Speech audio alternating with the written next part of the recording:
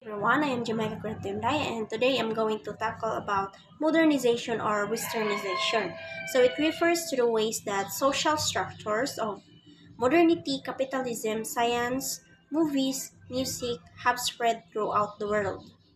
So when we say modernization or westernization is like, for example, sa mga tao nga gabuhat sila og kanang they're making videos, they're making mga musics. So, di ba, mas spread siya throughout the world.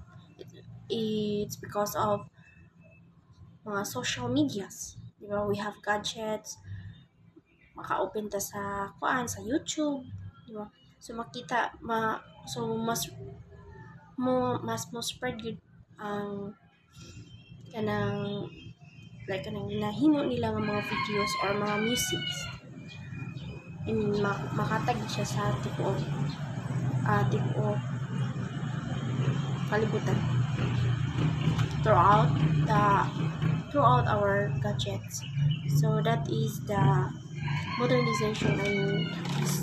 Modernization. So westernization is it's still the same as the modernization. It's still the same, no? Kay, for example, it's adapting. So, same lang sila nga ma-adapt na to ang naa sa gawa sa nasod inana. Pero ang in westernization is adapting English instead of native language or sa kanang atong istoryahan niya diri pero ma-adapt na to ang mga language sa lain nga places. So deterritorialization means that in highly globalized world, social space is no longer wholly mapped in terms of territorial places. So if we nga deterritorialization is usa siya ka proseso diin ang mga idea, tao o mga butang nagalihok o nagalatay gikan sa traditional nga geographic o cultural nga mga utlanan. So that was the deterritorialization. So moral challenge of globalization is along with globalization comes ethical or moral issues. So their challenge illustrate the need for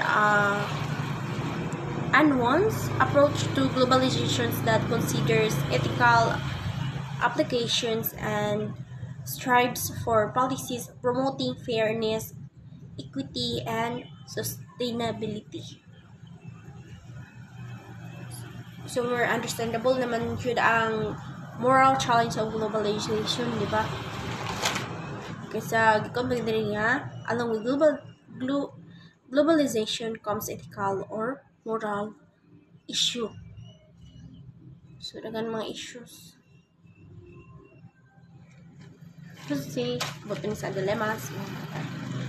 So, in global ethics is refers to a set of common moral values and ethical standards which are shared by the different faiths and cultures on earth.